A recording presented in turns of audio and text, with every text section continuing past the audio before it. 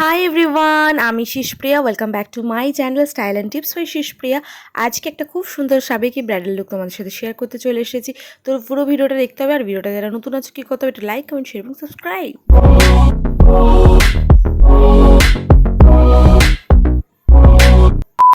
তো চলো, সবার প্রথম আমাদের ফেসটাকে কিন্তু খুব সুন্দর করে ময়শ্চারাইজ করতে হয়। তোমরা জানো, ক্লিনজিং, টোনিং, ময়শ্চারাইজিং। তো সবার প্রথমে আমি ক্লিনজিং করা হয়েছে, টোনিং করা হয়েছে, দেন আমি একটা ZM এর ময়শ্চারাইজার দিয়ে মুখটাকে ভালো করে ময়শ্চারাইজ করে দিলাম। দেন আমি এখানে একটা সুন্দর একটা ব্লু হেভেনের প্রাইমার ইউজ করছি, যেটা কিনা অয়েল ফ্রি। দেন আমি একটা সিরাম ইউজ করছি, এটাও অয়েল ফ্রি।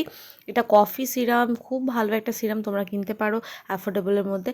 দেন আমি এখানে আরেকটু ফেসটাকে ময়শ্চারাইজ করার জন্য আর একটু ব্লেন্ডেবল হওয়ার জন্য ফাউন্ডেশনগুলো, তার জন্য একটা 24 ক্যারেট গোল্ডের মিওয়ানের একটা সিরাম ইউজ করছি। ভীষণ ভালো, অ্যাফোর্ডেবলের মধ্যে এই সিরামটা।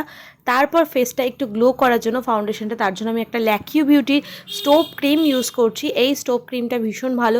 আর তোমরা জানো অনেকেই মেকআপটা এত বেশি গ্লো করে কেন ব্রাইডের, তোমরা তার সিক্রেট একটাই, তারা কোনো স্টোভ ক্রিম ইউজ করে। এটা ভীষণ ভালো একটা স্টোভ ক্রিম, অ্যাফোর্ডেবলের মধ্যে, তোমরা এটা ট্রাই করতে পারো। খুব সুন্দর করে ভালো করে ফেসটা ক্লিন করার পরে এই প্রোডাক্টগুলো পরপর অ্যাপ্লাই করার পরে আমরা চলে আসবো বেসের জন্য। আর বেসের জন্য আমি এখানে আজকে ডার্মা ইউজ করছি, ডার্মা DJ4 যেটা আছে ডার্ক শেড, এটাই ইউজ করছি। অল ওভার ফেসে একটা ডার্ক টোনে নিয়ে আসবো, তারপরে 1-2 টোন করে আমরা বাড়াবো আমাদের স্কিন টোন অনুযায়ী। প্রথমে ডার্কার একটা টোন দিলে অল ওভার ফেসটা একটা টোনে চলে আসে, তারপরে কিন্তু আমরা একটু করে যদি বাড়াইও পরবর্তীতে সেটা কিন্তু অ্যাশি হয় না। পরবর্তীতে অনেকের মেকআপটা কী হয়, ডাইরেক্ট যখন সাদা ফাউন্ডেশন অ্যাপ্লাই করি আমরা, তার পরবর্তীতে গিয়ে কী হয়, সেই মেকআপটা কিন্তু অনেকটা অ্যাশি হয়ে যায়, দেখবা গ্রে গ্রে কালার হয়ে যায়। সেটা কিন্তু হবে না তোমরা যদি প্রথমে কোনো ডার্ক শেড অ্যাপ্লাই করো স্কিন টোনের থেকে। পুরো ফাউন্ডেশনটা অ্যাপ্লাই করার পরে 2-3টে টোন অ্যাপ্লাই করার পরে আমি এখানে একটা লাইটার শেড দিয়ে হাইলাইট করে নিচ্ছি। তোমরা যদি ডিটেলসে শেডগুলো নাম জানতে চাও আমাকে অবশ্যই কিন্তু কমেন্ট করতে হবে, অবশ্যই আমি সেগুলো ডিটেলসে তোমাদেরকে দিয়ে দেবো। তো ভালো করে আমি দেখো বেকিং করে নিয়েছি এখানে একটা ব্যানানা শেড দিয়ে। এরপর আমি আইব্রোসটাকে ফিল করছি একটা আই ম্যাজিকেরই ব্রাউন প্রমেট দিয়ে।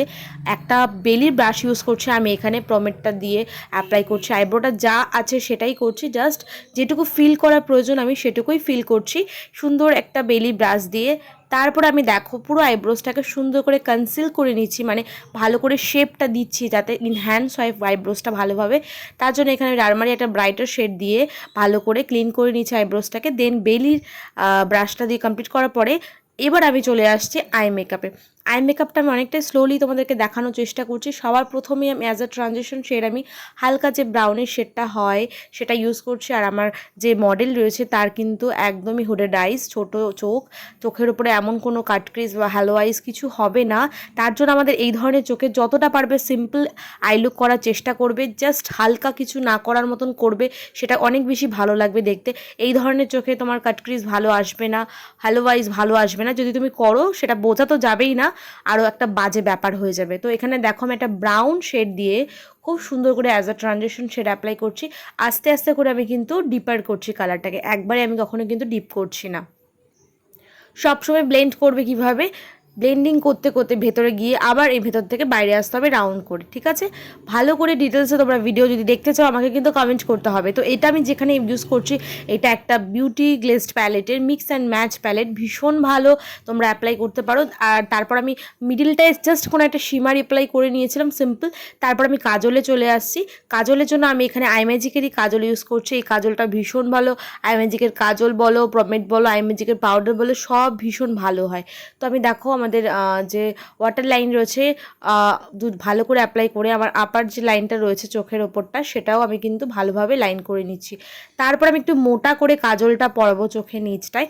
কাজলটা পরিয়ে আমি একটু স্মাজার ব্রাশ দিয়ে ভালো করে যেই এক্সট্রা লাইনটা রয়েছে সেটাকে আমি স্মাজ করে একটা ব্লেন্ডেবল করে নিচ্ছি, যাতে কিনা লাইনটা বোঝা না যায় কাজলটা আমি পরেছি, কাজলটা কোথায় গিয়ে শেষ হচ্ছে সেটা যাতে না বোঝা যায়, ব্লেন্ড ব্যাপারটা থাকে। তারপর আমি আই ম্যাজিকেরই কন্ট্রোর প্যালেট থেকে কন্ট্রোর করে নেব, একটা ডার্ক ব্রাউন শেড দিয়ে কন্ট্রোর করছি।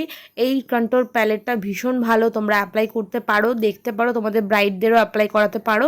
ভালো করে কন্ট্রোর জোনগুলোতে আমি কন্ট্রোর করে নিচ্ছি।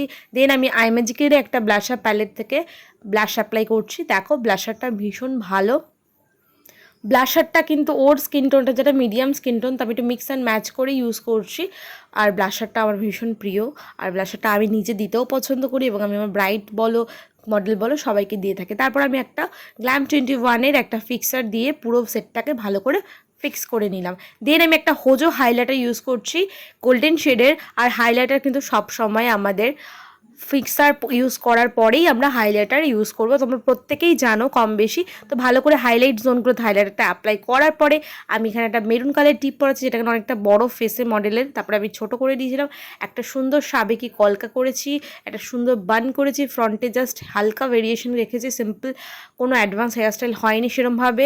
পুরো লুকটা কেমন লাগলো অবশ্যই জানাতে হবে। ছবিগুলো তোমাদেরকে দিয়ে দিলাম। দেখা হচ্ছে নতুন একটি ভিডিওর সঙ্গে, ততক্ষণের জন্য সকলে পাশে থেকো, টাটা।